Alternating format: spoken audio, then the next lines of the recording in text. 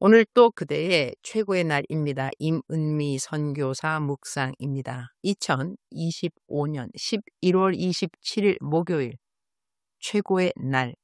나의 불우한 이전 배경이 그렇게도 중요한가? 누가복음 2장.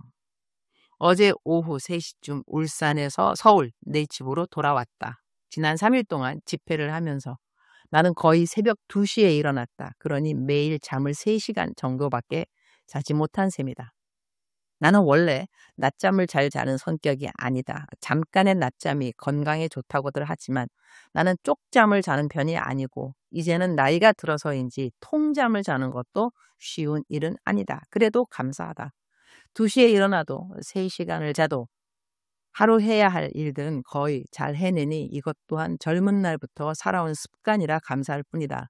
이런 나를 아는 사람들은 나보고 이제는 잠을 많이 자야 한다고 하지만 내가 살아온 습관은 보통 새벽 4시에 일어나고 밤 12시쯤 잠드는 패턴이었다. 그러니 하루 4시간을 자고도 거뜬히 해야 하는 일들을 감당하지 못한 적은 없었던 것 같다. 이제 나이가 들었다고 많은 분들이 제발 잠 좀 더 자야 한다고 이제 좀 쉬셔야 한다고 말해주는데 그 모든 말이 감사하고 또 감사하다. 그러나 어떤 일들은 주변에서 아무리 염려의 말을 해주어도 그대로 되지 않는 것들이 있다. 우리 멘토링 방에 요즘 새로운 단어가 하나 생겼다. 바로 지영 모드. 내 멘티 지영이는 아프거나 말거나 슬프거나 말거나 어렵거나 말거나 해야 할 일들을 꿋꿋하게 잘 해낸다. 그래서 우리가 그 멘티에게 붙여준 칭찬이 지영 모드가 된 것이다. 요즘 멘티들끼리도 서로 요즘 어때? 하면 지영 모드야 라고 말하기도 한다. 하하하. 나도 내 멘티들이 내 안부를 개인적으로 물어보면 간단하게 지영 모드야 이렇게 말한다. 그러면 우리 모두는 그 말을 다들 잘 이해한다. 하하. 아프거나 말거나 피곤하거나 말거나 아직까지는 다 견딜 수 있다. 그리고 솔직히 말해 그렇게 힘든 것도 없다. 나는 육체 노동을 하는 사람이 아니다. 허리가 아프다고 말은 하지만 요즘은 진통제를 먹지 않는다. 먹지 않아도 잘 견딘다. 이전엔 사역할 때 진통제를 꼭 먹어야 한다고 생각했고 사역하다가 아프면 어떡하지 하는 생각 때문에 미리 먹었던 적도 있다. 그러나 지금은 그렇지 않다. 그리고 사실 나는 허리가 아프다는 이야기를 묵상에 간헐적으로 쓰긴 하지만 설교할 때 허리가 아팠던 적은 단 한 번도 없다. 어제 오후 3시에 집에 들어와 보니 아무래도 잠을 좀 자야 체력이 보강될 것 같았다. 왜냐하면 오늘 새벽 4시 20분에 집을 나서야 하기 때문이다.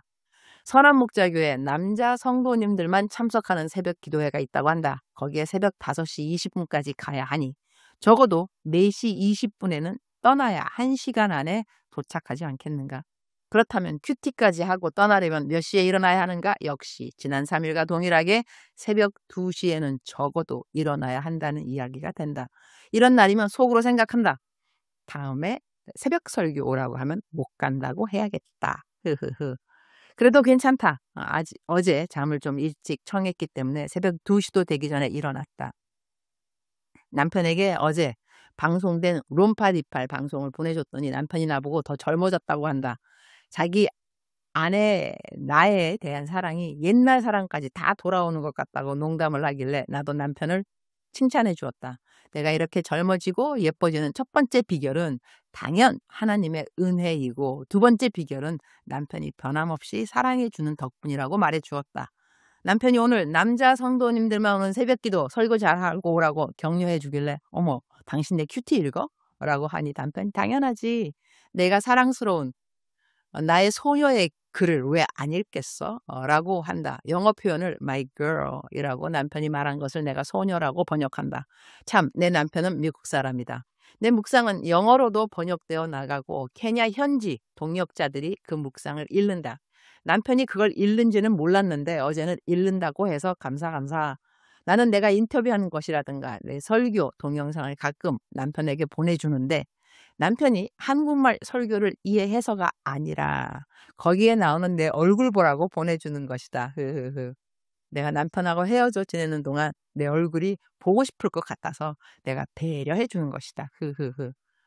나는 나의 사역 동선을 늘 내 묵상에 올리니 어떤 분들은 나의 건강 그리고 내가 burn out 겪을 것을 염려해 주신다. 한국말로 이것을 burnout, 탈진이라고 하는데 사실 아직까지는 나에게 어울리지 않는 말인 것 같다. 탈진은 피곤하다는 의미가 아니라 피곤은 차고 넘치고 막중한 일과 책임의 무게로 인하여 하는 일에서 도망가고 싶고 의욕이 상실되고 우울해지는 상태가 아닐까? 나는 피곤한 적은 많지만 내가 하고 있는 사역이 싫어진 적은 없다. 도망가고 싶었던 적도 없다. 하는 일이 힘들다고 느낀 적이 있긴 하지만 그 생각도 사실 거의 없는 것 같다. 내가 일을 더 잘해야 하는데 잘 못하고 있다는 생각으로 마음이 어려울 수 있지만 나는 내가 일을 잘 못한다고 생각한 적도 별로 없다. 잘해서가 아니라 못하는 걸 알면서도 하나님이 나에게 맡기셨다는 사실이 너무 감동이라 그렇다. 어떻게 하나님이 나 같은 사람을 부르셨을까? 어떻게 내 설교를 듣고 사람들이 은혜를 받는가? 아니, 어떻게 내 설교 한 편 때문에 어떤 사람은 예수님을 믿게 되는가? 나는 아직도 그게 신기하고 아직도 감동이다. 그래서 지금까지 나는 못하니까 그만해야겠다는 생각을 해본 적은 거의 없는 것 같다. 내가 잘해서가 절대로 아니다. 라는 강조를 여기서 하고 싶다. 주님이 나를 불러주심. 그 자체가 은혜인 것을 잊지 않기 때문인 것 같다. 모든 것이 은혜고 또 은혜고 또 은혜이다. 누가복음 2장 묵상 말씀 들어갑니다. 누가복음 2장은 예수님께서 베들레헴에서 탄생하시는 장면으로 시작된다. 로마 황제의 호구 조사가 명령되면서 요셉과 마리아가 베들레헴으로 올라가게 되고 그곳에서 마리아가 예수님을 낳아 구유에 뉘어놓는다. 여관에는 자리가 없었기 때문이다. 우리말 성경 누가복음 2장 5절 말씀입니다. 그는 약혼한 마리아와 함께 호족을 등록하러 그곳에 갔습니다. 그때 마리아는 임신 중이었습니다. 6절 그들이 그곳에 머무르는 동안 해상할 때가 되어 7절 마리아는 첫 아들을 낳고는 아기를 천으로 싸서 구유에 눕혔습니다. 여관에는 그들이 들어갈 빈방이 없었기 때문입니다. 7절 말씀에서 여관에는 그들이 들어갈 빈방이 없었기 때문이다 하는 이 말씀이 마음에 와 닿는다. 예수님이 태어나신 곳은 여관 방도 아니고 말구유였다는 이야기가 된다. 세상에서는 부모의 배경에 따라 금수저, 은수저, 흙수저라는 표현을 쓰기도 한다. 물론 부모님을 수저에 비유하는 것은 옳지 않다는 의견도 있다. 그래도 사람들이 사용하는 표현 속에서 우리는 자신이 태어난 환경을 금처럼 화려할 수도 있고 은이나 흙처럼 평범하거나 어려울 수도 있다고 말하는 것이다. 나는 이전에 우리는 금수저, 은수저가 아니라 하늘수저, 하나님의 자녀들이다 라고 말한 적이 있다. 그런데 오늘 말씀을 보면 예수님이 태어난 곳은 말구유였다. 사람들이 당연하게 여기는 방이 아니라 말구유였다. 우리는 신앙생활 중에 속사람의 치유를 말하기도 한다.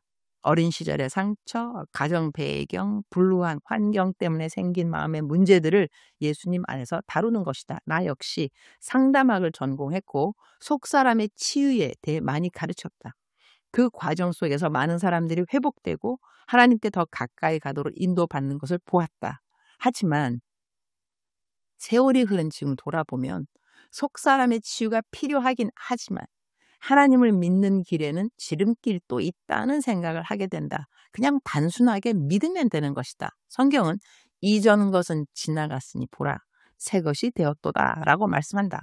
그렇다면 내 과거가 어떠했던지 어떤 상처를 받았던지 어릴 때 환경이 어떠했던지 예수님 안에서 나는 새로운 피조물이라는 단순한 믿음으로 우리의 생을 이어갈 수 있다는 것이다. 그리고 예수님은 말구유에서 태어나셨다는 사실 앞에서 내가 어디서 태어났는지가 과연 그렇게까지 중요할까 하는 생각도 들게 된다. 예수님은 십자가에서 인간 누구보다도 심한 고통과 억울함과 수치를 당하셨다. 가시면류관, 모욕, 채찍, 십자가의 고통을 생각하면 이 세상에 그만큼 억울하고 아프게 죽은 사람이 또 있었을까? 그래서 우리는 예수님과 함께 십자가에 못 박혔다고 고백하는 것이다. 예수님께서 우리의 모든 수치와 과거의 고통, 불우했던 배경, 인간적인 어려움을 다 짊어지셨기 때문이다. 우리는 새로운 피조물이 되었고 이 믿음 안에서 우리는 풍성한 삶을 누리면서 살아갈 수 있다는 것이다. 주님, 오늘 또 최고의 날입니다. 제가 주님 안에서 거듭난 나의 새 생명을 감사드립니다. 저의 과거도 물론 중요하겠지만 그 과거를 허락하신 하나님을 찬양합니다. 하나님의 뜻 안에서 모든 것이 계획되었고 그 모든 것은 하나님의 영광을 위함임을 믿습니다. 저의 과거가 어땠던지 어떠한 환경에서 자라났던지 그 모든 것을 복음 안에서 덮어주심을 감사합니다. 또한 그 경험조차도 어려움 가운데 있는 사람들에게 새 소망을 전하는 통로가 되게 하시니 감사합니다. 오늘 선한목자교회 남자 성도님들만 오는 새벽 기도에서 설교하게 됩니다. 아침 일찍 집을 떠나야 하지만 일찍 일어나게 해주셔서 감사합니다. 설교를 잘 감당하게 하시고 오늘 이어지는 모든 만남 사역 속에 주님께서 함께하여 주옵소서. 하나님께서 제가 만나는 모든 사람 한 사람 한 사람에게 그들이 꼭 필요한 말씀을 들려주시는 시간이 되게 하옵소서. 주님 사랑합니다. 주님 감사합니다. 오늘 또 우리 주님 저를 보시면서 기쁨을 넘어서 감동을 받으시면 참 좋겠습니다. 외우면 좋은 말씀 고린도후서 5장 17절 그런즉 누구든지 그리스도 안에 있으면 새로운 피조물이라 이전 것은 지나갔으니 보라 새 것이 되었도다. 사랑하는 그대여 출석 부르고 있습니다. 대답하셨나요? 사랑하는 나의 딸, 사랑하는 나의 아들, 너는 새로운 피조물이라. 너는 나의 아들이라, 너는 나의 딸이라. 이것이 너의 새로운 정체성이라. 너의 부모, 너의 가족, 형제, 자매 모두 중요하지만 가장 중요한 것은 너와 나의 관계가 아니겠느냐? 나는 너를 나의 딸, 나의 아들이라고 부르고 있습니다. 자랑스러워야 할 것이니라, 기뻐야 할 것이니라. 여호와 하나님 너의 하늘나라 아버지가 되십니다. 너는 나의 소중하고 또 소중하고 또 소중한 나의 아들 그리고 딸이라. 사랑하는 그대여 힘차게 당당하게 기쁘게 오늘 하루를 살아가시기를 축복합니다. 사랑하는 그대를 사랑합니다. 사랑하는 그대를 축복합니다. 오늘 또 그대의 최고의 날입니다.